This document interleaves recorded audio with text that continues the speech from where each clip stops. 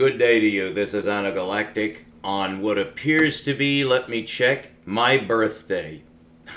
So I made it to 70 years old through no fault of my own. 16 years ago, I gave up on life completely. My wife had died, and I gave up. So for the last 16 years, I haven't done a lick of work. Now I'm on Social Security, living in a very remote part of California. So that's your professor, who in the last presentation offered a truer, that is more logical definition of the origin of the universe. Now you and I know, assuming that you either have seen the previous video or you already are aware of what I was trying to say, we know that the origin of the universe is simply near the top of a list of aspects of reality that baffle us. There is the nature of consciousness. There is currently out on the internet any number, probably hundreds or thousands of interviews and presentations being given on reality. Reality? Some human is going to tell another human about reality. Okay, I think we all understand what's on this list. You know, are we going to figure out the dynamics of the universe? Well, that can be done by logic. The origin of the universe is different. That's a different kind of question because it's an origin question. So I went to great lengths, actually somewhat treacherous lengths considering the topicality, to show that questions that have to do with origin can of course be probed. But the nature of the answer range is different from that of science, strict logical science, what we call rational logic. Now, as rational logicians, which is the only true definition of a scientist, except if you say scientist, you're saying a rational logician, which is a class name. But underneath that class name, there are different kinds of rational logicians. For instance, mathematicians. That's one specific kind. There are also logicians. There are people who used to be called geometers. Not too many of those left. I consider myself to be at the top of that list now, based on my discoveries. But these are abstract forms of rational logic, because you need a structure in order to have rational logic. But the reason you have this logical system, which is binary logic, just yes, no, true, false, that's the basis of the scientific method. You have propositional language, that is propositional logic, so you'll have a language to talk about data and measurements. And then you have another set of forms of logic that support the whole system. But it really comes back to binary logic. That's why computers are so useful. They understand binary logic. It's based on binary mathematics, a 0-1 system. So that's called linear logic. We as humans possess several forms of logic. Now, in probing certain questions, you'll find a range of types of question. Now, don't worry, I'm not divagating. This is called a lemma. And there are various. So I'm not trying to diverge from our main subject of the origin of the universe. You will know the origin of the universe by the time we're done. But in order to approach that question, you actually have to be extremely experienced. You have to have gone through the rigors of logical processing in your own mind to discover how to use it. That's called understanding. In this case, understanding how to use logic. Because it has a purpose. It's to answer certain kinds of questions. Now, you know that certain kinds of questions can get very good answers, such as what makes the things in the sky go around the earth. Well, we now know. Oh, much better. We used to think the sun went around the earth. Well, it looks like it does. But then we learned that it's actually due to the angular momentum of the earth. And what you're seeing, according to Ernst Mach, is a version of, I should say, a manifestation of centrifugal force, the outward force that's one of the two forces that balance universal dynamics. I discovered that. So, in order to talk about the origin of the universe, you would have to talk about that, but nobody does, because the unified field theory does not yet have a solution. Although this month will be publishing my solution for the quantum paradox, which I know is true, but it's not up to me to decide. It's consensual.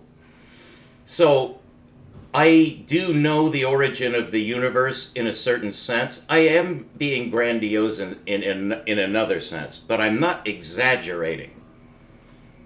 You have to learn another form of approach to any logical question based on an orientation that you must take to the question itself, because questions vary in the range and domain. I should say the domain and range. In other words, the domain is what your question implies. For instance, if you're asking, why does the sun go around the earth? That's the domain. You have to define what you mean.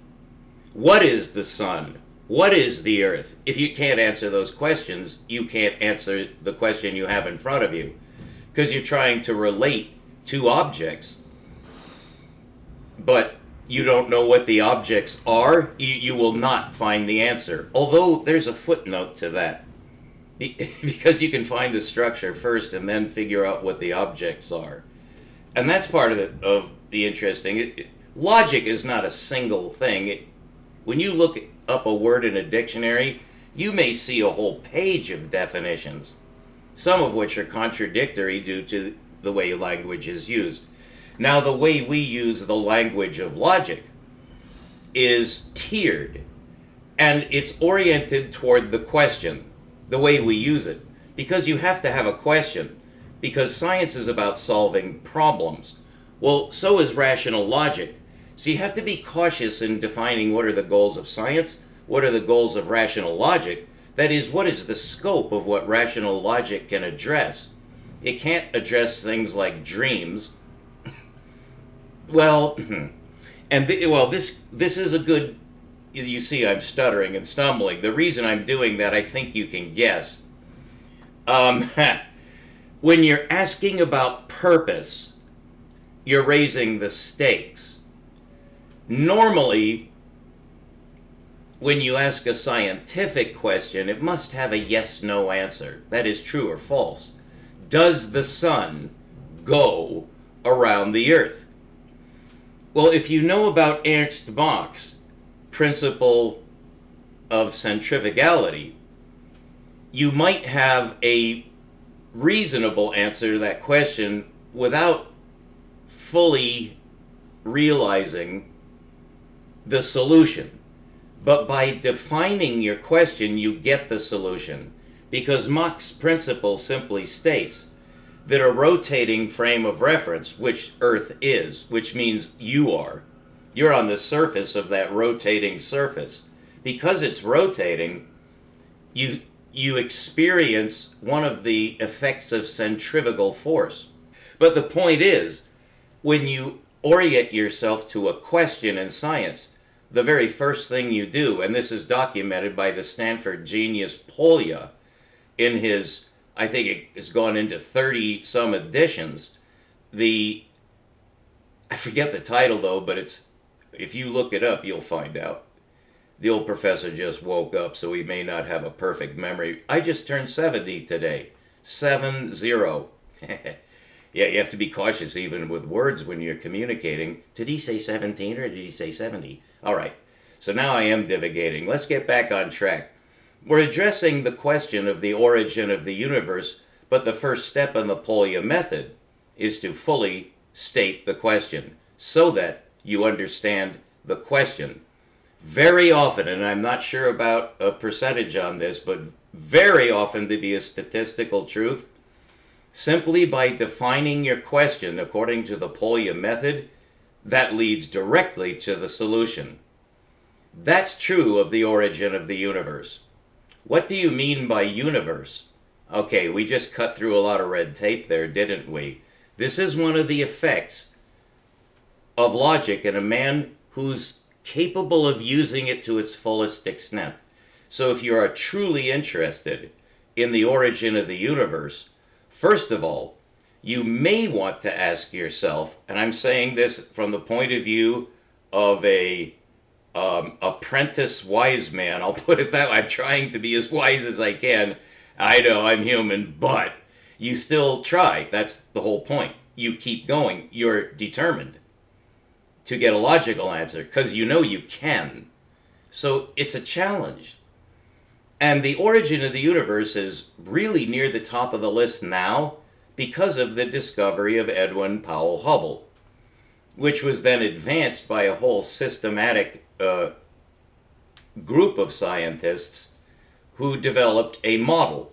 And that, of course, now is considered to be the best answer from their point of view.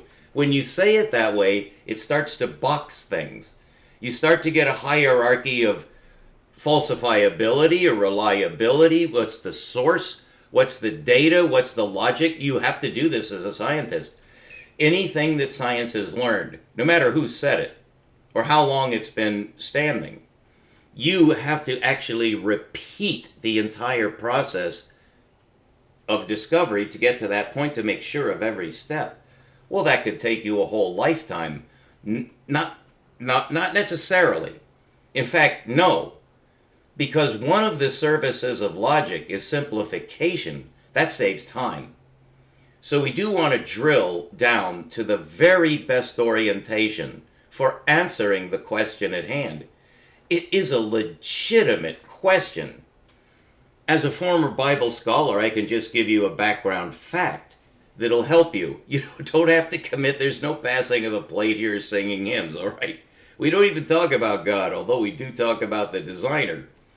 Now, because the designer can be proved, but God is a subjective term from top to bottom. So we're not talking about the creator directly, because science can't really do that, although we do come up with names for those things which must exist, even though we can't see them. Just because you can't see, by see means you have no evidence for the existence of what you're imagining. Well, that could be gravity, because you can't see gravity. That could even be light. All right, we don't want to go down too many squirrel paths here. We want the answer. That's part of the rigor of science. You don't want to get distracted, but it is important to realize that when you first address a question so as to get a solution, and now you're not going to quit. You're like a terrier with a mouth toy. You're not going to let it go until you've swallowed it. It's probably a really poor mixed metaphor. But I think you understand we need the solution. We don't want theory. If you get a theory, it means you failed.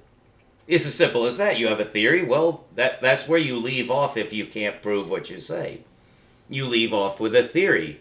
Well, in the case of the origin of the universe, psychosocial or socio-psychological factors, due to the presence of groups of men, it will form a different tier system, a different hierarchy of what's been proved and what is not proved. It'll simply be smudged over. And so the Big Bang is considered true. Well, according to Sir Roger Penrose, that's impossible. And he's right.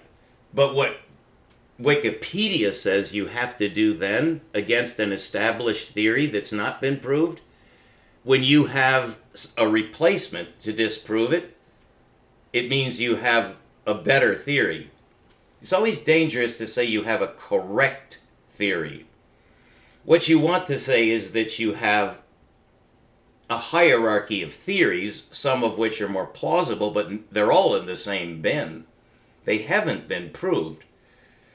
Now, this matter of provability goes deep. It goes all the way to Dr. Karl Popper at an argument, or I should say a conversation, which has been going on for decades, about the nature of proof, the nature of reliability, the nature of falsifiability, which its converse is establishability. Do we know we're from monkeys? No. Do we know that the universe came from a Big Bang? No. Do we know what the quantum is? No. Well, you need to know the limits of what science has been able to achieve thus far. But then you're going to find out the tier system. Because when a question is answered that humans want an answer to, whether it's a group of scientists or just people in general, or you yourself in particular, which is where science starts, as we discussed, when you do that, you need to step back first. And I used to give lectures on this where I would actually show this. I would stand up. I'll do it. When you when you face it, good thing I was a former sumo wrestler. Throw some salt over the shoulder. All right. When you face a question so as to answer it, which is essentially facing it for the first time, although you may have mulled it, you may be aware of your feelings about it. Now you need the solution, and now you're facing it for that reason. So you do have a purpose to answer this question. So the first thing you do, and this order is learned, and believe me, I make every mistake that can be made, but I only make the same mistake once. There are exceptions to that because I'm human, but I'm proud of that record. It's pretty good. But I do get every single possible thing you can get wrong. So I didn't start. I started by saying the first thing you do when you face a rational scientific question is you step back. Wrong. Wrong. So start over, and this is science. I mean, it's trial and error until you get it. You say, okay, the first thing you do is you look behind you to make sure you can step back, and then you step back. And now you look at it again. You know what that does? It gives you a wider perspective. Because instead of your question filling the frame, when you step back, there's a context. That is one of the most remarkably deep insights of inductive logic that you could ever learn. It's really the beginning of the most powerful system of logic that you own. So in facing, I just woke up, I have asthma, and sorry, I am 70 years old today. Yeah, no, I recover quickly. Although, as the years go on from here, this is the way my father died. He was 87. I should know exactly. I think he was 87. Because my mom died at 82 and she was 5 years younger. I'm a typical boy child. I don't remember birthdays. You know what I mean. But he died at 87 for really only one reason. He was drinking 3/4 of a bottle of scotch a night and had been for years. I saw him in the last 2 years. It didn't hurt him at all. He never even got drunk. He smoked at least a pack of cigarettes a day. Lived to 87. And the reason he died is he got an infection, and at the age of 87, he couldn't recover from it. The body just didn't have enough leukocytes or whatever your body does to defend itself, because if you don't stop that infection, it'll eat you up. So his body shut down. And he basically died in his sleep. I said hi to him, and then a few hours later he was dead. He wanted a cigarette. I love telling this story. I'm with my father on his deathbed, and there's a nurse in the room as well as several other relatives, but I had my turn, stepping forward. And, hey, Dad, hey, Scott. And I really want a cigarette, and so did I. I smoked Shermans in those days, even though, well, never mind. And I had seen there's a pair of sliding doors in the corridor going toward his room where we were all in that room. He said, I want a cigarette, and I started to wheel him out. I said, yeah, let's go out and have a cigarette, Dad. Your last cigarette? Fucking nurse, stop this. And I relented immediately because I looked at my father, should I just batter? I wasn't thinking that, but I'm like the godfather and his son, for Christ's sake. Get out of here, you fucking nurse. He wants a cigarette, you bitch. I wasn't thinking that deeply, but I was a little confused. What the? No, don't wheel him out. He has to stay here. And I looked at my father. He said, no, it's okay. And so I forgot about it.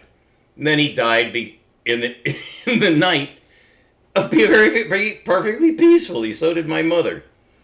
So you can die that way, but you are going to die. So will I. These are the kind of things you think about when you first wake up on your birthday when you're 70. You see, context is so important. So, the origin of the universe is just about at the top of some list, because it's the whole universe? What the? We just discovered the universe yesterday. I mean, it goes out and out and out. We didn't know there were other galaxies a century ago.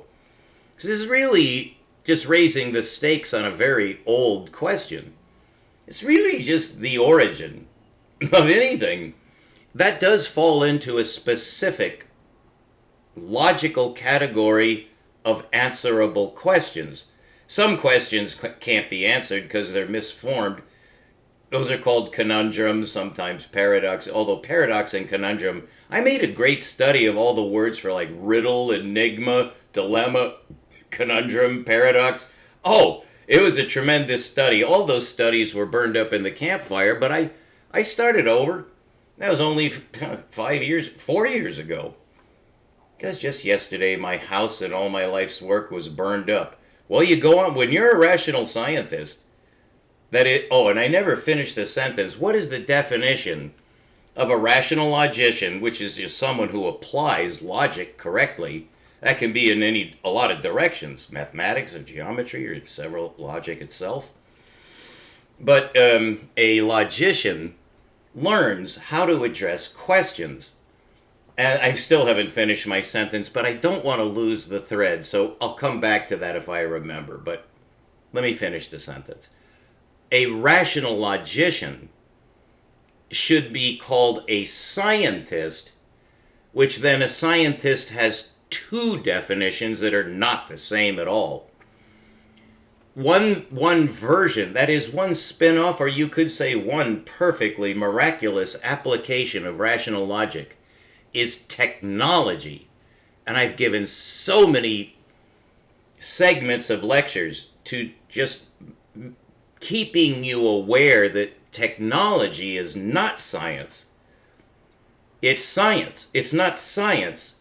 It's science. This is a limitation of language. So science has two really almost opposite definitions, but they're superpositional. They're not opposite. Because technology does use rational logic. It uses machine logic.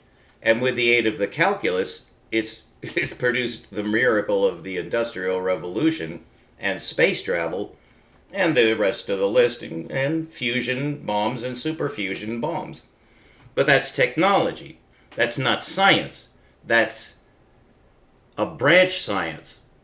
A scientist is defined. I am a scientist. This is what you want to be, if you want to be a scientist.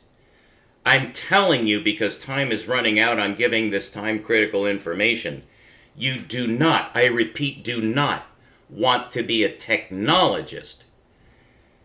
You don't want to go into technology at all. You don't want to be paid to do rational logic, because you'll be entrapped, because now it's in a group system. All groups are compromised on Earth. Once 3 or more men get together, you're fucked. You don't ever want to join an organization. Well, you know you're trapped, and you have to. You have to get out of it. So I leave that for you for homework for the rest of your life. But while addressing a very serious scientific question, you first have to pigeonhole the question into one of several known categories. I made an excellent study of this. It was before the campfire, so that was burned up too, on the 7 interrogative questions in English, which boils down to a logical structure of types of question. There are only 3. I discovered this, but I don't know who cares. You might care now. I use what I know as tools. It's always risky for you, because now you have to trust me. Well, I hope I can convince you there are only three kinds of questions. There's what, when, and where. These are unary answerable questions. What, that. Where, there. When, then. One is temporal, time. One is spatial, where. And what is actually a little bit more adumbrated, if I'm using that word right. Because when you say what, you're soliciting a list. And those of you who know Python know that a list is a very specific and useful structure. Although it's not an ordered list. In this case, it is. So what we have are three unary questions, but one of them is what, which solicits a range of properties, sometimes called characteristics. When you say when, you get a pure unary answer. So let me distill that down. The three unary questions, one of them I may have miscategorized it, so that there are only two purely unary questions. Because it's not a structured answer, it's a linear answer. And that's actually profound. I just discovered that just now in my mind, so I'm going to share it with you because this is a discovery vector. Okay, and you'll be able to read about it in my LaTeX document that'll be coming out this month, another one in November, and a third one in December. Just to fill in that blank, because I know many of you are interested in looking forward to this. I certainly am. The first document, which is fully ready in outline form, and now all I have to do is fill it into the LaTeX document and submit it to Archive and Vikra, my two primary targets, for open source distribution for consensual review. That will be on geometry, a new number system based on the sphere that I discovered, based on the multiplicative identity rather than the linear identity of zero. Zero causes a lot of problems in upper echelon physics. It also causes problems to students. And we'll get back to that. Well, you'll be able to get back to it when I release the document. By the way, it'll be released first on two open, that is, internet open locations where you can read it before publication. One of them, I pray, will be at my site, which I still own, although any day I might not own it because I'm delinquent. I'm very poor. But if I still have anagalactic.space, it'll be published there. But even if I lose that site or I can't access it, which I currently can't because I lost my Hostinger account, and now they're stealing money from my account, I have to go to the bank today to arraign Hostinger for an alleged charge of theft. They charged $10, I let it go. A week later, just really a couple of days ago, they charged me $120. So now I have to go to the bank. They've already assured me. They've done this for me before. But I'm extremely poor. And in fact, I won't go on, but this is my birthday. I am allowed to talk a little bit out of school, so to speak. I'm threatened right now. But I will never ask for money. Ever. I never have. Not for true science. So let's get back on track. A true scientist, a real one. You and I want to be true scientists. We're all apprentices. We're all beginners. I am not a master except by relativity on an extremely small scale. Whatever I have that's beyond you right now, it's not much. Not by the universe's standards, okay? So you have to stay oriented, humble, maintain a healthy perspective, but you can get a little megalomaniac when you've discovered the string of discoveries that I've made. But I've been doing it all my life. I used to be a Bible scholar, and I discovered the meaning of the Tetragrammaton. Now, don't worry about... If you want to know these stories, I've told these stories in the past 720 lectures. You can scan through the list. I only have about around 300 that are public. I privatized about half of them in a fit, because the first year I was mostly inebriated. I do live alone and have for 16 years, so I do drink beer. Not so much anymore because I'm 70, but I am still, you can see I look young, I feel young, I don't feel old at all. Part of that is due to my lifestyle. I have pursued truth all my life, but in the first half of my life, it was scriptural truth, which is a different kind of truth. It's not logical. It's about your emotions, particularly love. But mostly the Bible deals with hatred, murder, theft, and death. Jesus proved that. He was the most hideously murdered human being of all time. I believe he is the healer of the earth because that makes logical sense, and I know it in my own mind it's true, but I don't say that that's scientific. So there are two different kinds of truth, two domains of truth.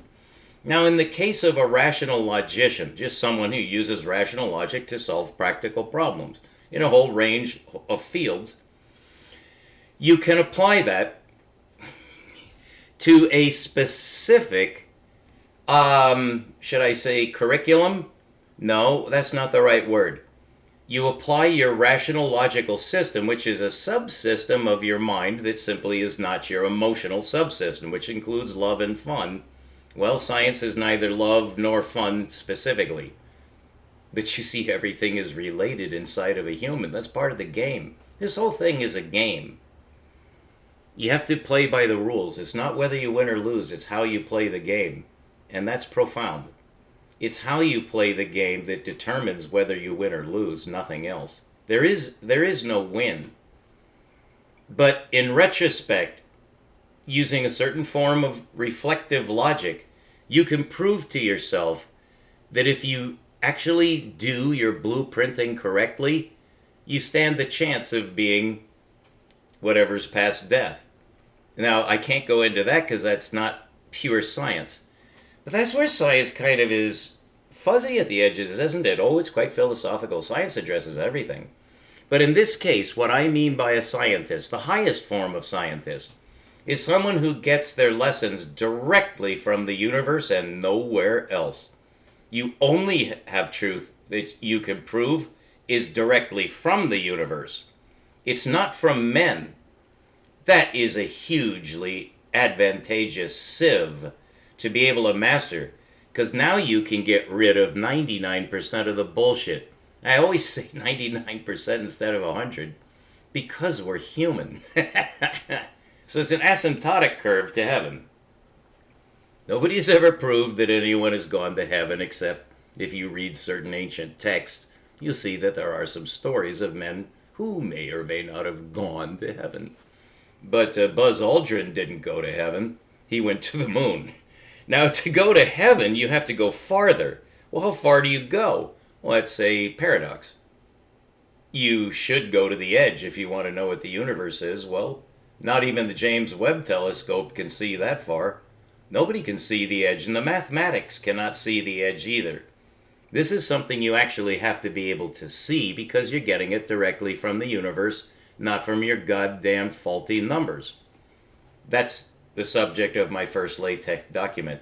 Our mathematics system is absolutely wrong with a footnote, and it's that footnote that makes it miraculous. But currently, the mathematicians do not know mathematics. It's that simple. They don't know arithmetic. They don't know how to use multiply, and they don't know how to use divide. And the calculus is an invention, it's just a tool. It's also illegal at our level. I'm getting back to the definition of a rational scientist, but this is the right way. Very difficult questions to answer. That's what I specialize in. What no one else can answer. And I never fail. Now that can induce megalomania and bias, which is worse than megalomania. Because that'll give you false solutions or misleading partial solutions. You always have to stay humble. I am always a beginner. I expect to be a beginner well beyond my death, okay? I don't foresee waking up anywhere and saying, oh, now I'm a master. No, that's not what it's going to be like. Because the universe is virtually infinite. Everything in it is virtually infinite. From our perspective on this tiny blue dot, the universe is simply incomprehensible because you can't see it. You can't define it. You can see things that are in it, but you cannot see it. Now that doesn't stop us, not even rationally, because we can't see gravity. You can't see gravity, but you can see its effect. The apple, yeah, which is a myth, they think. Nobody's sure about Newton and his apple, but it's such a good story. It's like Eve eating the apple. Eve didn't eat the apple, and her name wasn't even Eve. This is the layer of stuff that you have to somehow get through to get a glimpse of original truth. It's always happening at our level. That's what I do, is give vignettes. Provable. They have to be absolutely rigorously provable. What do you have to prove? That you got it directly from the universe.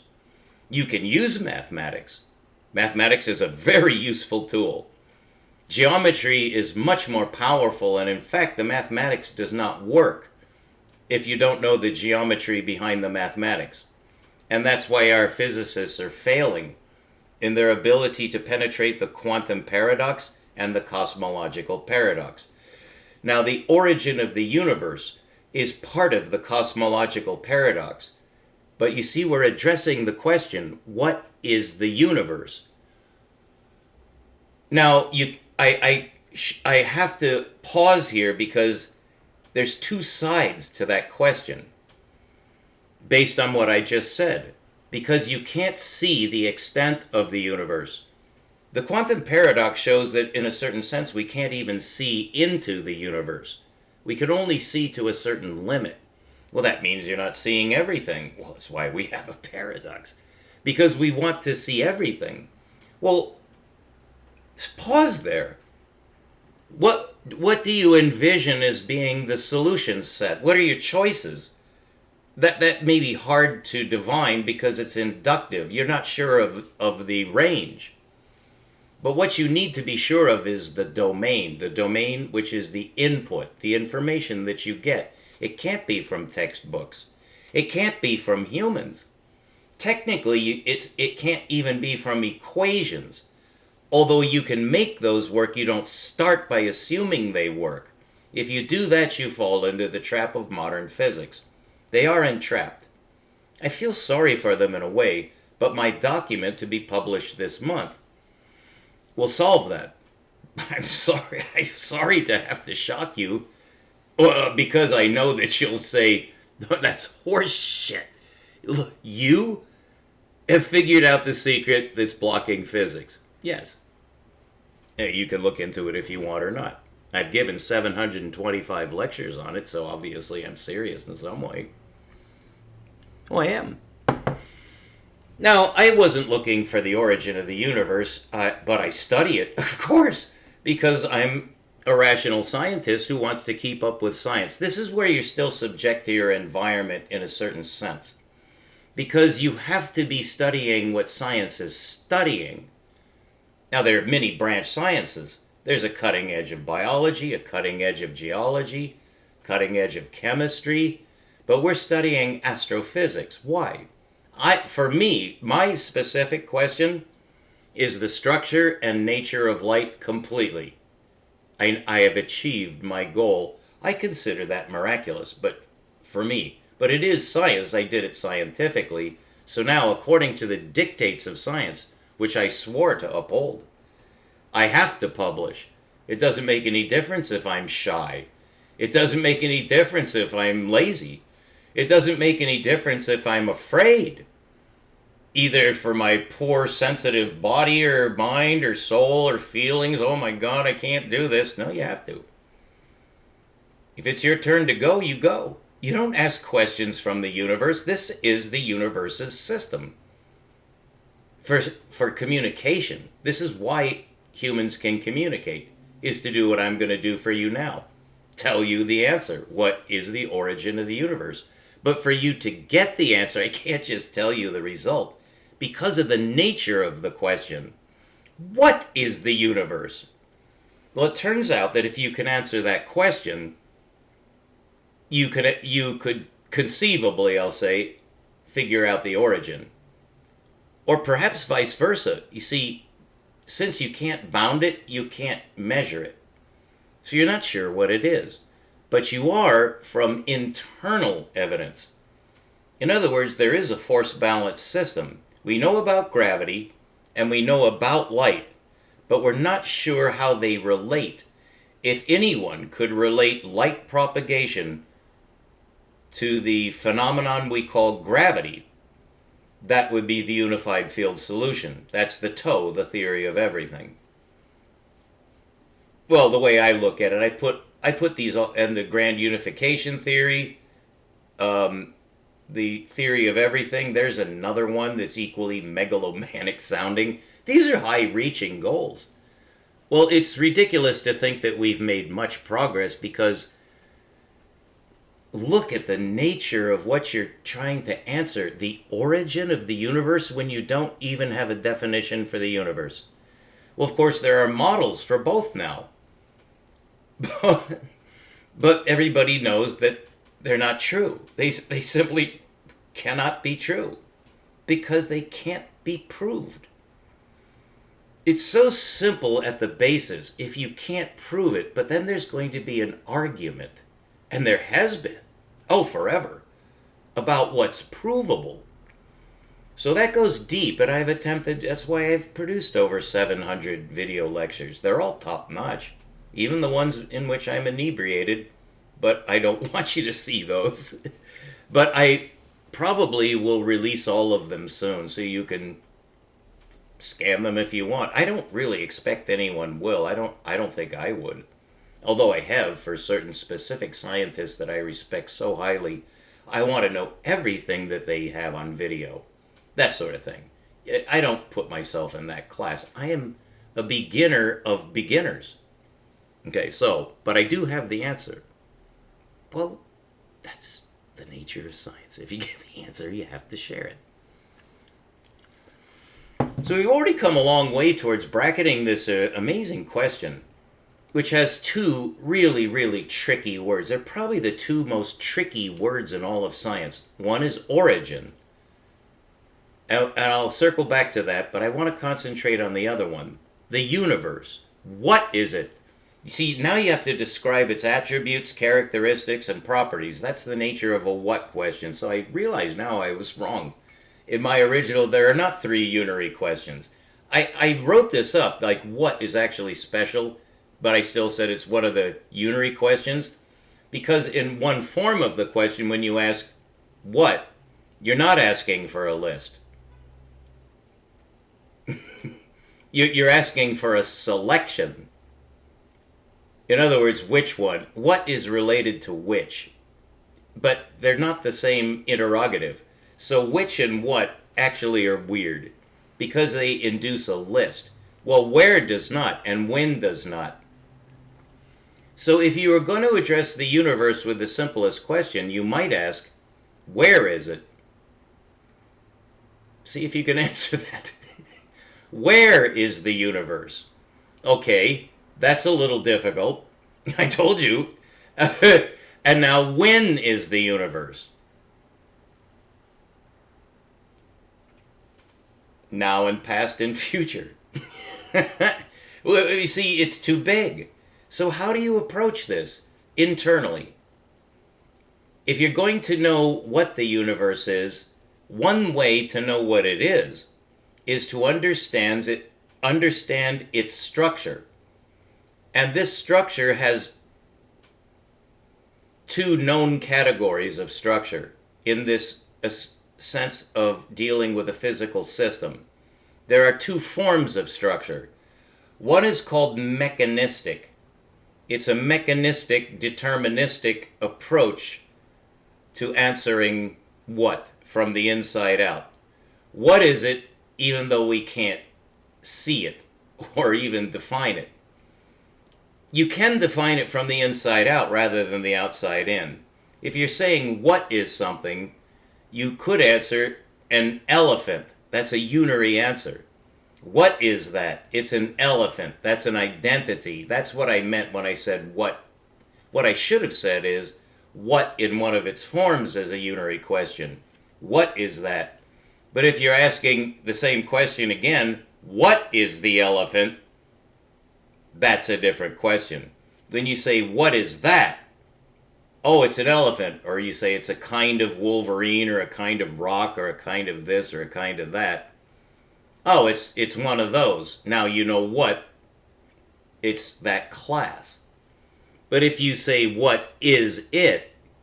Now that you know how it's classed, you're asking for its properties, characteristics. These are somewhat overlapping terms. And properties. But a unary question is the one we want for the universe, but we can't get it. So we have to turn to the inside-out form, because we can't identify the universe. It has no edge. It also has no center that we are able to find, unless you include the proton. That's in my LaTeX document. That's the essence of the discovery that I made. The nature of the proton and the geometry of the proton and the mathematics of the proton, which transfers directly to the electron and thence to the atom, describing it perfectly as a force balance system originally discovered by Ruđer Josip Bošković. That'll be in my second paper in November. In the third paper, I'll deal with astrophysics, astronomy, and cosmology all the way, and lay out what I've discovered about the universe, including a very, very good, I would have to say, theory. I don't think there will ever be anything beyond a theory of the universe, because it's so hard to prove. But if you're looking at it from the inside out, to get a definition of the universe by its force system, you've found the answer. It's a two-force balance. Emmy Noether proved that that's a symmetry with the help of John Horton Conway, who gave me the correct insight into the number system we use, because he discovered what is a linear number, and he is the discoverer of that, and he should have gotten every single prize, but he died of the COVID virus, and I don't think he was being considered for a Nobel Prize, because nobody noticed what he discovered. Not even John did, but I noticed. So that's the history of how I came to this insight into atomic structure. But in order to understand atomic structure, in order to get at the meaning of the universe, you have to understand the force balance that's manifest in the atom. And if you do it correctly, which has never been done until I did it, that's what I've proved and I'm going to publish. Once you understand the true two-force symmetry of universal space based on atomic structure, it gives you the definition of gravity in terms of electrodynamics. That is the solution to the grand unification theory and the theory of everything. So that is the answer. It's what I discovered. It goes right to the heart of arithmetic. It branches out into the difference between linear geometry and spherical geometry. The spherical grid for the universe that replaces 3D and 4D, it replaces 0 through 5D. Linear dimensions are worthless in studying the universal structure system. You need spherical geometry. There's no way out. I discovered even that insight. Nobody knows that there's no way out. Nobody knows that they're using the wrong number system. Nobody knows that linear geometry is killing science. It's more complicated than that, because this never should have happened. Einstein should have seen what I saw, but Einstein didn't. That's just the way it is. Feynman didn't see it. Penrose can't see it. Even Alexander Unziker, who's on the verge of the same discovery I made, he'll never make it, because he doesn't know anything about spherical geometry. All insight into the universe that you will ever have will not come from numbers. Numbers are a tool to support the geometry. We don't have a geometry. We have a grid of numbers. Those are cubes. And space-time is hypercubes. By a certain trick of calculus, that's simplifying the matter, but it's essentially hypercalculus that enables an overlay of mathematic curvature on hypercubic space. It's a 4D system with a 3-1 split. That should tell you something right away. It's Koyan Iskatsi. It's science out of balance. It's science crazy science. Crazy science. Koyana Scuzzy. If you haven't seen that movie, see it. Koya. Hey, you look up the rest. I hope you've seen it. I've seen it like a dozen times. Partially because of the music of Philip Glass. Unbelievable. It's a little early in the morning, but I could break into song at any moment. It's my birthday. I'm allowed to sing if I want. All right, I'll give you a little. Just 10 seconds. All right, isn't that inviting? All right, that's some pure science right there. It's early in the morning. It's my birthday. The tobacco has not taken full effect yet. I haven't had any coffee. I'm totally helpless before the universe and before you and before the unnameable one. Okay? You could always say that and get away with it. The unnameable one. You didn't say God. So now they're not going to pounce on you because they're confused. The unnameable one? That's what the Islam people do. They're very wise. Okay. So in our approach, using the internal dynamical system of the universe to get a definition of the universe using one of our known methods of doing so, we can't do from the outside in because we can't identify the edge, although I have. Yeah, yes, I have. Oh, yes, I've rationalized infinity. Spatial infinity that baffles children, baffles teenagers, baffles adults, even baffles physicists, archangel physicists, godlike physicists, super godlike, just masterful godlike mathematicians, helpless. Absolutely children. That's the way the universe is set up, is to baffle the you-know-what out of us with its extent. So that's significant from a human point of view. It blows us away. It's supposed to. But then you have your rational logical system. You still want to know everything you can know about it. That's a divine imperative, and you don't have to... It's not a checkbox yes or no, or I vote Democrat or Republican. I'm just giving you the truth. It's not just the truth the way I see it.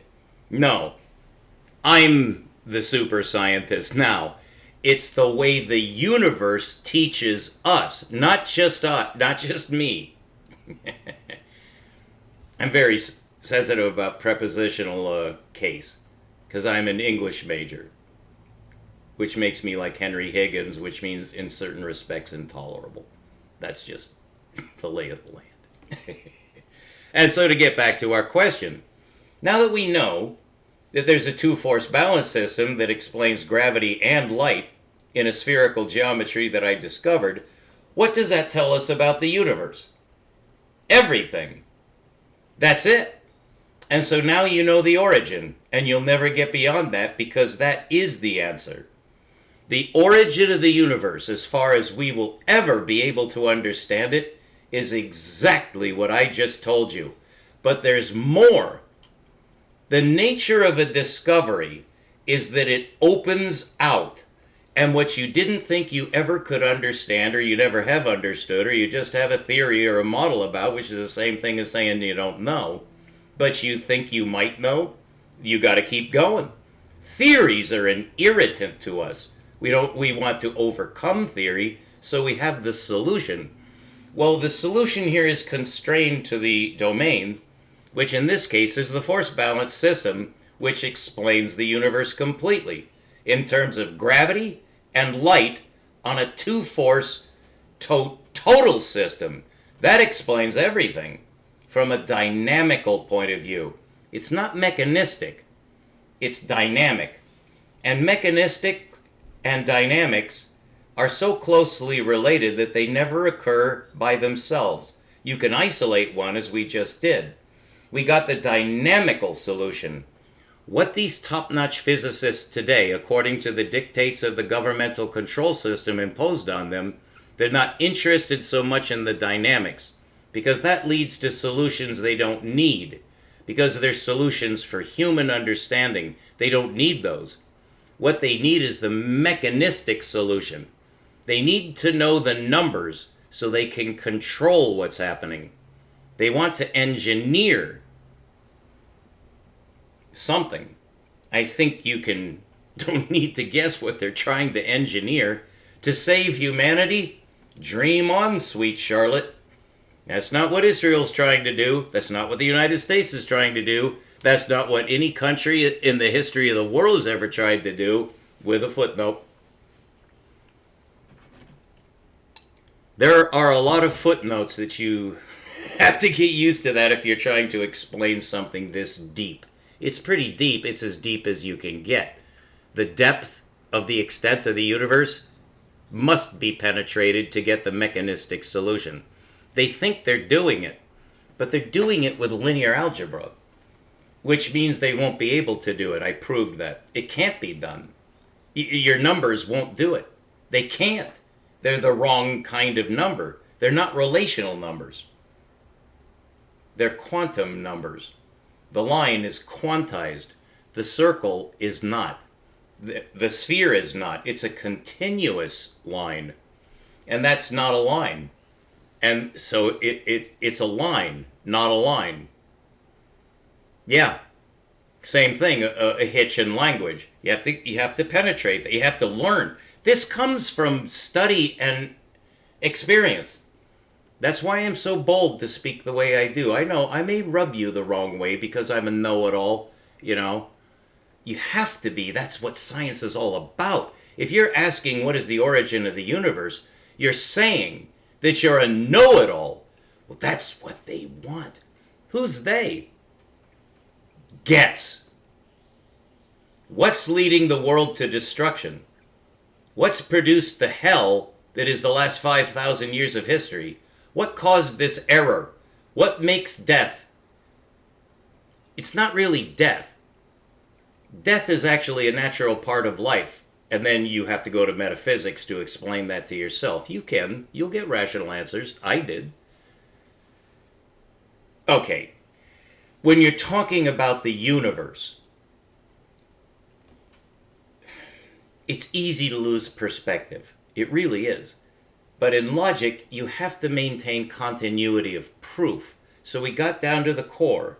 We can't see the universe from the outside, so we can't say what it is. But from the inside, we can use mechanics and dynamics to describe it to see if we can get a universal mechanical system, which the Big Bang theorists think they found and have not. They can't.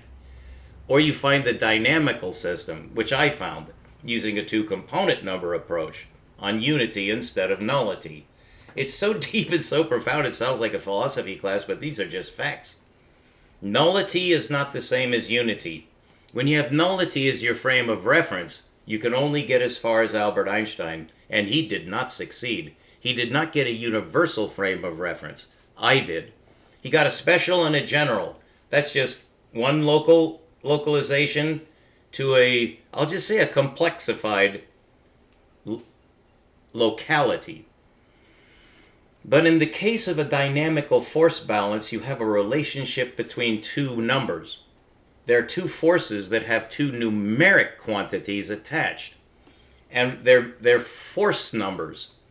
So it's based in a force balance between two rational quantities. Rational means there are two numbers in the number. We call it a fraction. All of this is so basic. You may not be able to follow this. You may be getting baffled. That's good. Rewind this and listen to it again. I never make a mistake. I can't. So you can benefit from every single thing I say. I swear to God on that. I just laid my soul on the line because God heard me. At least in my own mind. So whatever you think about God, which I really don't care, I'm just saying what I'm trying to tell you is true. Because it's provable.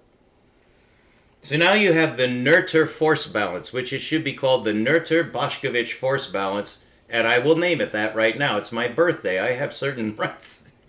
I have rights to a candle cake. I don't think I'm going to get it because I can't eat sugar. All right, although I do. Because I cured myself of diabetes, but that's another story. Well, I didn't cure myself, but I helped the Great One cure me. All right, so we've got a start anyway. We now know what the universe is. Yes, we do. I just told you. What is it? There's your quiz. What is the universe? It's a two-force balance system. Do we have names for these forces? We certainly do. We have several names for each one because they describe everything, including electrodynamics. which is not understood. Maxwell laid it out correctly, but nobody seemed to care that magnetism is perpendicular to electricity. Perpendicular? That means there's such a thing as contraspace. And so I'm the first man, and I'm sorry, Ken Wheeler, but I am not stepping on your shoulders. I'm leapfrogging over you, Ken Wheeler, the magnetist, who I looked up to and still do, but I'm actually not looking up to you anymore, Ken Wheeler, the magnetist, because I can explain gravity, and you can't. It's that simple, Ken Wheeler, the magnetist. You can't explain it. You're trying, and I give you full marks. I still admire Ken Wheeler. I think he's a great man. I really do. But he can't explain magnetism, and that's a failure. It's science that's ruthless. You just have to be brutally honest. He'd laugh. I'm sure that he and I would get along famously because we can see through each other's bullshit. And we'll just keep calling each other on each other's bullshit and have a good time. I don't know if he drinks, but I would with him. Now, I'm not putting down these men. They're doing the best they can. That's all you can do, but it's pathetic if you're doing it the wrong way. Now, he's not doing it the wrong way. I'm not accusing him of anything. This is not about J'accuse. We're not interested in humans. But we are kind of forced to deal with each other, aren't we? Rationally and logically, compassionately, and with an open sense of humbleness. And it's just pretty basic. But a lot of it's, there's another force that contradicts it that's just murderous. And, oh, God. So this is the way out. This is part of the blueprinting. Seek ye first the kingdom of heaven, and all these things shall be added unto you. Take that to the bank. I want to say darling or honey. I don't say baby. That's a old Hollywood term. But darling, honey. It's a diminutive. I can't see you, and so I'm just like giving you, instead of Tim, you're Timmy, because I know you now. And hey, don't call me Timmy. I'm not a little kid. Nah, Timmy, it's nice. It's because you're part of the family now. And so you're going to be brutalized by people like me. No, I'm trying to help. It doesn't sound like it, but I am. So you got the Noether-Boschkovich force balance system. Probably should be called Boschkovich-Noether, but I prefer to put the woman first, because why not? They never get first place in anything else. They're the same as men, so why treat them differently as scientists? The Noether-Boschkovich force system, because some woman needs to be given preferences, a tie. You need both. What she proved is that forces are always balanced. And not only that, she went further. That's Newton really said that. For every action, there's an equal and opposite reaction. But Noether got a Nobel Prize for proving that forces out a geometric symmetry. I discovered that for the definition of the universe. So that leads us to my theory of the origin of the universe.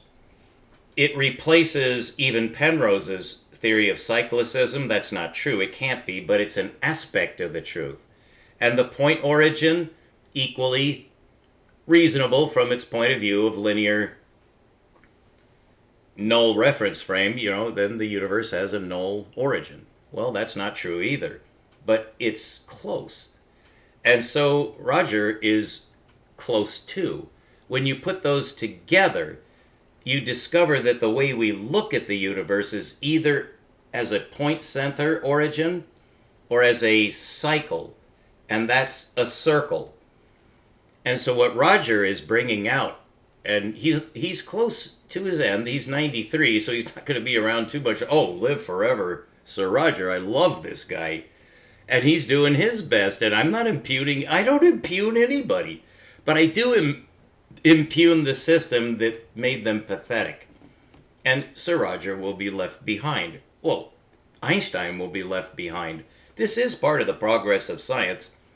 It's just sad that a man who's having his 70th birthday out in the most remote desert part of California almost is the one who got the answer and is now able to step over the shoulders of everyone before him. You have a two-force symmetry. I discovered that symmetry. They're orthogonal. So the universe is based on two orthogonal forces. Using the mathematical underpinning, and this is necessary because we can't see this stuff. Although we can see into the atomic level, that's where we get the solution. Ruđer Bošković discovered the two-force symmetry before Emmy even proved the theorem by studying what would happen if two particles collide. This was over a century before particles had been discovered.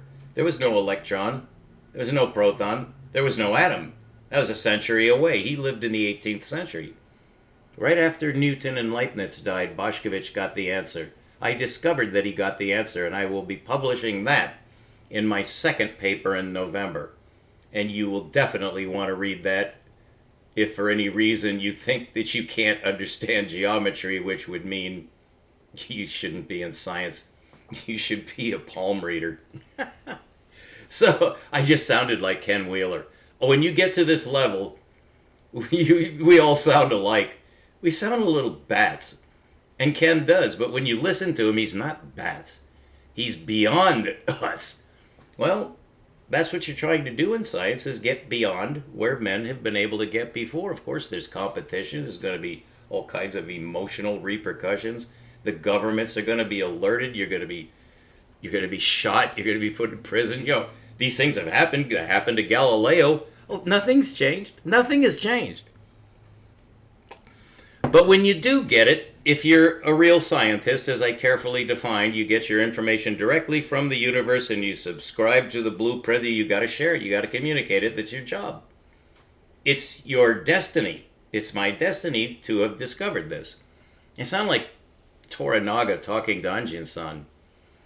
It is your destiny to live on this island, forsaken island of Nippon, for the rest of your days, you poor Dutch sailor.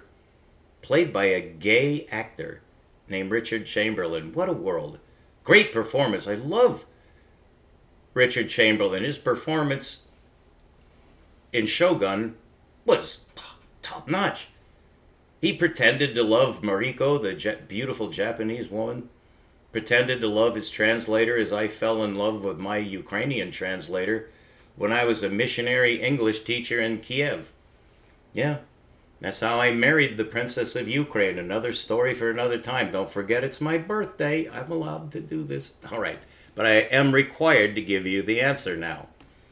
So now you have a beginning for understanding what is the universe. What then can we say about the origin of the universe?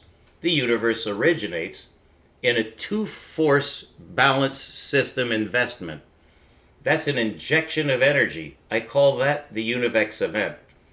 However, the way this energy was invested was, from our point of view, out of nothing. So that's impossible. That doesn't mean anything. So that's not the answer. It's not out of nothing. So the two-force balance system was set in orthogonal relations so that centrifugal force of light is perpendicular to spatial contraction. This is temporal expansion in conscious space, and this is contraction of the space we can see. The space we can see is perpendicular to the space we cannot see, and therefore what we cannot see cannot be called space. But they're conjugates, so they're always together. So are electroforce and magnetoforce. Those are perpendicular. James Clerk Maxwell proved this. The structure of the atom is a perpendicular relation to the orbital path of the electron to the force field of the proton. Therefore, the electron itself is force, because only one of them can be force itself, because the other one is in another domain that we can't see. The one we can see is centripetal force. Everything spins in. Everything spins in that we can see. What we can't see is the effect of centrifugal force in conscious space that balances the sucking of space into a hole. The center of every proton is a hole because it's the center of gravity. That doesn't make sense. Ruđer Bošković proved that. You know why there's no center of gravity? You know there is, but this is where the mind splits in half. You could go schizophrenic based on what I say next. The center is not a point. The center is contraspace, the inside of the quantum sphere, which is the quantum. The quantum is the proton. That's the only quantum in the universe. But then you have to say something else.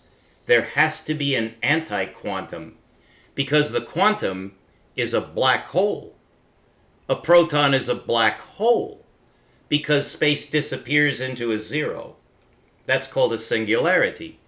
Every gravitational center, according to the linear approach using linear mathematics, a straight line to the center, you can't get there. That's called Zeno's paradox.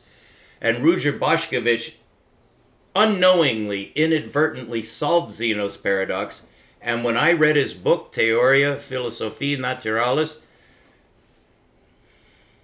I was absolutely blown away. I was so excited I hardly knew what to do at first. I just read it and studied it over and over and over and over. It's so simple anyone can understand it. But it explains the strong force, and it explains the electromagnetic relation. It explains Emmy Noether's force symmetry balance principle. It explains everything. Does it explain the origin of the universe? Yes, if you're willing to accept a theory based on that model. But it comes from the universe, so you can at least entertain a hypothesis. And I have to put it that way. I'm a rigorous scientist. I don't accept. You can't break the rules. Ever. It's so rigid. You have to prove it. All of it. So you have to start correctly. I did. Based on Bošković's discovery of the two-force symmetry that actually defines the atom and its structure, its electrodynamic system. It's based on two forces. The proton is a two-force particle. The electron is a two-force particle in contraspace. That's why we can't measure it. It has no center. Well, technically, the proton has an even weirder center, which we conceive to be zero. That's imaginary. There is no such point. That's null. There is no null. It's a solid ball. It's impenetrable. It's called a proton. That's why these mad scientists at CERN are cracking those two spheres together to see what flies out. They think they found something. They did. Gell-Mann discovered a mathematical relationship in the shards.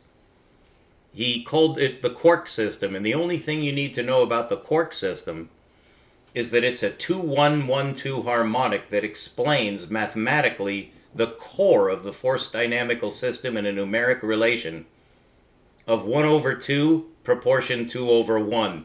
Those two numbers are orthogonal in spheric space. So now you have 2 for space and 1/2 for energy. So it's space and energy that are perpendicular, not space and time. Those are the linearized version of space, which is 3 lines, and the linearized version of energy. And energy has 2 derivative numbers. One of them is frequency, and just by the name, you know that's time. Frequency only occurs on a closed line. So does wavelength. And so wavelength is a misnomer, it's not a length. It's a measure of angular momentum. And you need 2 numbers to measure angular momentum because it's on a closed surface. The force line is not. The force line is radial, from the center to the edge of the universe. That defines the universe on an internal sphere. I discovered the number for that internal BB. The actual atom of Democritus is a 1. That's the number 1 even in the linear system, because 1 proportion 1 can be reduced to linear 1. We know that. So it's an identity of the 2 forces. These are the 2 perpendicular forces that make light speed. Now, light speed is a misnomer because it's speed, which is a linearization of distance, and distance should not be measured linearly. we're forced to do so to get a direct, what we call a straight line distance to a star. It's not an illusion, it's a projection into our perceptual space, which is only spinning in. We cannot see light spinning out. We can't see it. We say that it travels through space. That's absurd. It can't travel through space. It's not a thing. Yes, it is in contraspace. It's an expanding sphere. Christian Huygens proved that. That's fully accepted, although not understood at all. So the expanding sphere is the manifestation of centrifugal force. It's the release of the centrifugal energy of the electron. Now it turns out that a proton can also emit light. That's light, gamma rays. It's very high frequency light. And the reason it comes out of the proton when the proton is affected correctly, it will release light. That does not contradict what I say. What it proves is that the proton has a two-force system. And if you penetrate it far enough, you'll find the centrifugal force locked in the proton. Well, centripetal force, therefore, has to be locked into the electron to make it a unit. It's different. It's in a different space that's not spatial. It's contraspace. And Lori Gardi, L-O-R-I, the same way my sister spells her name, L-O-R-I-G-A-R-D-I, and I apologize in a couple of my prior lectures. I mention her a lot, but sometimes in my haste I say Lori Gardner, because I'm human, I'm sorry. I'm trying not to be sorry that I'm human, and this is the blueprinted way to get out of that. You try to be rational and logical and approach the universe that way and hope the universe responds. It will. That's called religion. And you're on your own there. Not in science, you don't bring that up. I bring up everything, but I bracket it with a proper framework. That's just my opinion. It's not fully provable what I just said, but this dynamical system is fully proved. That's why I'm writing the LaTeX document, and will be done by the end of this month and submit it. You'll be able to read it. So what it will say is that it's an illusion in a sense. It's a projection downward to say what Albert Einstein said. He said, basically, linearized space, 3D space, that's linearized space, cubic space, can be hypercubicized on a complexification equivalent to complexity. And then using a special trick of hypercalculus, which Einstein invented over a period of 10 years, largely under the tutelage of a man named, I believe it was Marcel Grossman. I know it was Grossman. I think his first name was Marcel. And Einstein learned enough about algebra to invent a new form of calculus which induces hypercurvature. Unfortunately, since it's a 3-1 signature, it's hypercurvature hyperbolically, which is the inverse of spherical. And that's reasonable to say, although you may want to know the proof. So space-time is pseudo-hyperbolic. It's a reintegration of curved space using linear mathematics. That doesn't work. You're forced to the calculus, which means you've failed. You can't use the calculus on an absolute construction. It's only useful for machining things on Earth, including machining the time-lapse in space for an electromagnetic transmission. You do need the space-time geometry for space travel. It's marvelous for that. It's miraculous. But it is cheating. He's simply using a principle of localization of universal space so that you can compute a volume space if you have supercomputers to do the calculus, because you'll get close enough to the infinitesimal that you'll be able to lie to yourself and to anyone stupid enough to listen to you. And that's the nature of the calculus. It's satanic. The calculus was invented by Satan. How can I prove that? That might sound ridiculous. No, it's not. That is absolutely rational. Calculus was invented by Satan. Now, he may not have programmed Leibniz and Newton to invent it, But as soon as they invented it, it was used by Satan. That's the government, darling. So calculus is exclusively used by government institutions. It's not used in any other way. Calculus is a lying system. It prevents you from seeing true geometry. Because you lie with your fucking numbers. You have to because you're using linear numbers. You can't compute sphericity with linear numbers. It can't be done. The Greeks knew that. It's called pi. That means failure. They believed that that was true. The Pythagoreans committed mass suicide because of that. Maybe a slight exaggeration, but they gave up. They vocalized it. Oh my God, the circle is irrational. They lost their minds. Nothing's changed. Nothing has changed. I have the solution that resolves the madness back to rationality. You have to change number systems. There's no choice. That's been proved by the universe. It's just that it requires an inductive solution. Well, I'm gifted, I guess, because the relationship that supports everything in the universe is 2, 1, 1, 2. You have to know the relationship between the 2 and the 1 and the 2, and the 2, 1, 1, 2. I'll tell you a little riddle to just lighten our load here in just a moment. It's my birthday and we all need a break. Let's tell a little joke. There were 2 racehorses. I heard this from a black Irishman, one of my best friends. We used to play chess all night, stay up all night playing chess. For years. Staying up all night, or half the night, drinking Rainier Ale, playing 5-minute speed chess, smoking as much marijuana as we could without passing out. We would pass out from the Rainier Ale. We were both drunks. We were juvenile delinquents. Well, that's my background. It's my birthday. I'm allowed to talk. Let's tell the joke that he told me. There were 2 racehorses, and they had names. And their names were 1-1.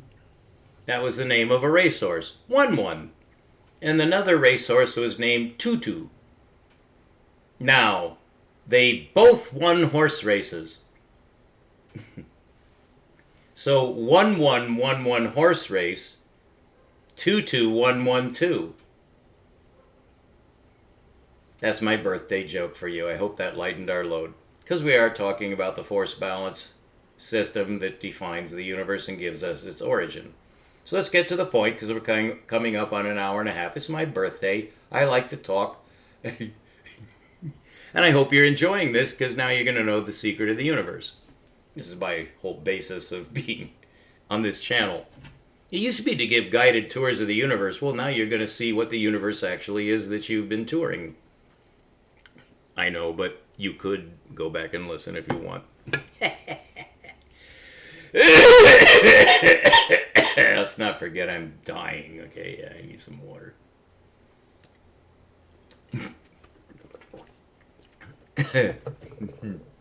All right. So, obviously, in order to have this force balance, there had to be something that would relate the 2 forces. Well, they're perpendicular in spherical space. So you need a designer. And so there you have the origin of the universe. It's whoever thought that up. It comes from that designer. You're blueprinted to reach that conclusion. When you do, you're accepted by heaven because now you're converted. You know the origin of the universe. It's the designer who made the 2 force balance system. That's the origin. You would have to ask him. See, that's the whole idea. You want to know the answer? You're going to have to talk to the designer to get that answer. How did you do it? Well, you would have to go to heaven to learn that. In some way, whether you think it's clouds with angels just playing harps, which I have no idea, actually. I've never been there. But Hanoch has been there. I mentioned Hanoch in the last presentation. Only the 3rd time I think I've mentioned Enoch. That's Enoch. His better pronounced name is Hanoch. And he wrote the oldest book, which is now barely recovered. We barely were able to hold on to that record. The Book of Enoch is now published in English. And if you want a ride that's better than any science fiction movie, better than any virtual reality, you have to read the Book of Enoch. I don't care what your religious trauma tell you about from your miserable youth.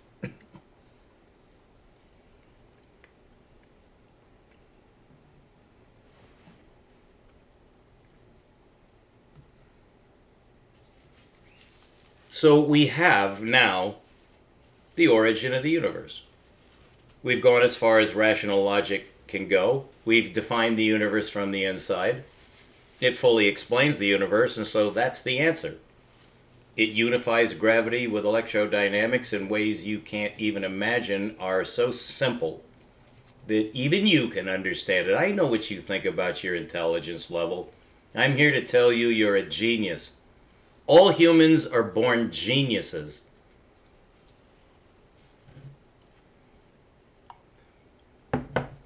And I think you know what happens after that. It's beaten out of them. I'm a survivor. I am not a victim. I'm a survivor. And so I turn to rational logic to maintain my sanity. And you could say that I got it back because I gave up on life after my wife died. It's my birthday, so I'm going to tell this story. She was the princess of Ukraine and the most beautiful woman in the world. Even the Ukrainian beauties, the most beautiful women in the world by a statistical poll. They know they are too.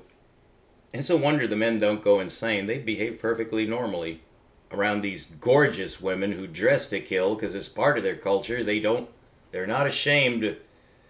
They're totally healthy people, those Ukrainians. And she was the most beautiful of them all. I met her when she was 18. I married her when she was 20. And then she died of cancer 8 years later. In incurable form, she extended her life by a full quality year, beyond which the doctors did not say that was possible. She made it possible by controlling her diet. And of course, she was a believer in the designer. So she was able to remain cheerful, balanced, healthy, and her usual brilliant self all the way to the end, which was slow. And I had to keep going to work while she died and maintain my sanity, which I'm not designed to do. I'm designed to lose my mind if she were to disappear from my life. That was not meant to happen. Well, yes, it was, because it happened. So it was meant to happen. I was with her when she died. We had brought her mother over from Ukraine, and that involved 2 trips to Sacramento and a lot of documents to bring her back to the United States so she could be with her daughter, as her daughter died at the age of 28. And I was with her, and her mother was sprawled out on the bed after having been up 3 nights straight with her daughter. And I came home from work and did my usual studies, and then went to see her in her hospital bed, where she was paralyzed and had been for 2 weeks, progressively paralyzed, to where she could only use her facial muscles. And she was wide awake, which was, at that point, it wouldn't be long, and nobody knew when she would pass. And her mother was dead asleep, absolutely conked out, just spread-eagled on the bed. I was sleeping in the chicken coop, and I had been for a couple of months to give the nurses and women a chance to be with my wife while she underwent progressive paralysis. I was there when she fell for the first time and then could not get up anymore. And then she lost the use of her arms. And then she was staring at me with her big, beautiful eyes. And so I went to her, realizing this was probably the last time we were ever going to be together in this life. And we spoke for about 20 minutes, and our beautiful cat jumped up on the hospital bed because she knew it was time. She wasn't allowed on the bed, but she knew it was time. And our cat, our beautiful Maine Coon cat, came over and put a paw. She turned upside down and stuck a paw on Irina's leg and another paw on my leg, and looked at me and looked at her and stared at her, and my wife was staring at her beautiful cat. And I said something like, our cat's come to see us. And she was happy. And so, since Tiger, our cat, was upside down with her beautiful tuft of white fur on her chest, I took my wife's hand, which was paralyzed for 2 weeks, and put it on Tiger's chest that she loved to stroke, and Tiger loved it too. And she started to move her hand and stroked her cat's fur. And when she was done, the cat left because she knew she had done what she needed to do. And so she left knowing all was well. And then I looked into my wife's eyes and I said, I'll kiss you good night now, because her eyes were starting to flutter. And so she closed her eyes and pursed her lips, and I kissed her one last time, and we looked into each other's eyes. And as I moved toward the door, I kept looking back at her. Her eyes were blinking. She was about to fall asleep for the last time. And she waved it to me. And then she died 32 hours later in her sleep. And I haven't worked since. And I never will again. And I tried to die. I was homeless twice. And I was rescued. For reasons I now know, and perhaps you can imagine my feelings. Happy birthday to you when it's your birthday. May you be reborn into your new body. It's the most I can help you with. There's no more I can tell you. It's up to you now. I gave you the answer. The origin of the universe is the creator. We'll be right back. Keep looking up.